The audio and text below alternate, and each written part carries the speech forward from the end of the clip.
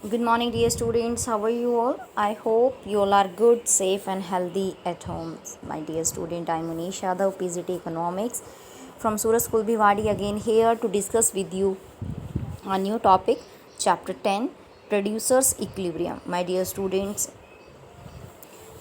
अब तक हमने जितने भी टॉपिक कंप्लीट किए हैं उसमें हमने कंज्यूमर्स इक्विलिब्रियम पढ़ा है कि how consumer achieve their equilibrium. But what about the producer who produce goods and services, उसको कब इक्विलिब्रियम अटेन होगा, कब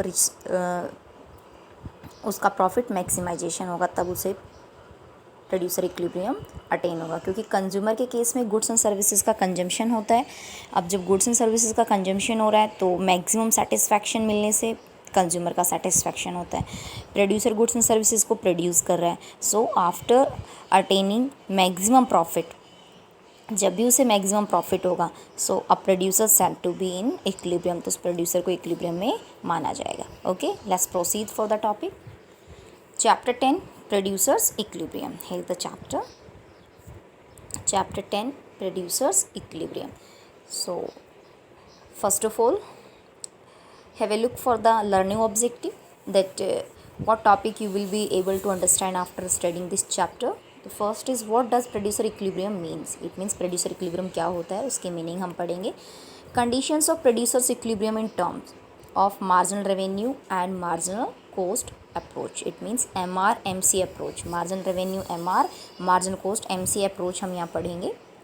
And then we will find that how diagrammatically producer attain their equilibrium. So first of all, let's proceed the first point. What does producers equilibrium mean? Producer equilibrium का मतलब क्या है? So in simple words, producer equilibrium refers to a situation of profit maximization. Very simple. जब भी एक producer को maximum profit हो रहा है, सो उसे हम क्या कहेंगे बेटा? उसे हम कहेंगे producers equilibrium. Okay, so producers equilibrium के लिए प्रॉफिट यहाँ पर मैटर करेगा. A producer strikes his equilibrium at the level of output where profit is maximize. जो भी आउटपुट को प्रोड्यूस कर रहा है और उसको सेल करने के बाद उसको जो मैक्सिमम प्रॉफिट अटेन हो रहा है, that is producers equilibrium. So what is profit? In previous chapter we had completed about the profit. Profit means the difference between revenue and cost. It means total revenue means हमने after sale जो receive किया है. Suppose after sale मैंने 100 rupees receive किए और TC total cost. अब वो बनाने में जो कॉस्ट थी, suppose the cost was 80. So जो एक्सेस अमाउंट जो हमें मिला है 20 रुपीज़, दैट इज़ प्रॉफिट. और प्रॉफिट को पाई सिंबल से हम ऐसे शो करेंगे. Okay, yes. Next is, so simple, very simple. Now producer equilibrium strike at the level of output where profit is maximize. जहाँ प्रॉफिट मैक्सिमाइज होगा वो ही producer का इक्विलिब्रियम होगा. अब टोटल कॉस्ट आप पहले से पढ़ चुके हैं. टोटल कॉस्ट 2 पार्ट्स में होती है, total variable cost and total fix cost. Okay, variable it change with the level of output, कम ज़्यादा होती रहती है आउटपुट के according. But fixed cost remains constant at 0 units and maximum unit. चाहे आप 0 प्रोडक्शन कर रहे हैं या आप मैक्सिमम प्रोडक्शन कर रहे हैं, तब भी फिक्स कॉस्ट फिक्स होगी. Okay, so gross profit and net profit का कंसेप्ट क्लियर कर लेते हैं. Gross profit means total revenue minus only variable cost. अगर हम टोटल रेवेन्यू में से सिर्फ वेरिएबल कॉस्ट माइनस करेंगे, that is gross profit. Okay, it means हमने टोटल कॉस्ट नहीं माइनस की, हमने सिर्फ वेरिएबल कॉस्ट माइनस की. Okay, and net profit total revenue minus total variable as well as total fix cost. It means variable और fixed दोनों अगर हम माइनस कर दें टोटल रेवेन्यू से, तो वो हमारा नेट प्रॉफिट होगा, जो कि एक प्रोड्यूसर को चाहिए. ओके, तो there are the 2 types of profit. So next is, in economics the concept of profit has 3 aspect. यानी इकोनॉमिक्स में हम प्रॉफिट को 3 कंसेप्ट्स में स्टडी करते हैं. First, abnormal profit. Abnormal profit means when total revenue is excess then the total cost. It means अगर हमने कोई प्रोडक्ट बनाया 100 में है, कॉस्ट इज़ 100 और उसको सेल हम 150 में कर रहे हैं, 150 हम सेल आउट कर रहे हैं, तो 150 इज़ ग्रेटर देन 100. तो कंडीशन क्या होगी? TR greater than TC. Total revenue ज़्यादा है टोटल कॉस्ट से.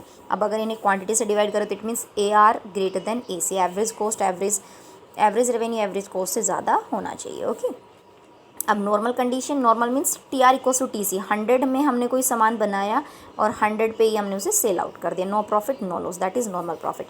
सो same AR equals to AC होगा उस कंडीशन में. अब है subnormal profit, subnormal means normal से नीचे, it means loss, subnormal का मतलब होता है लॉस।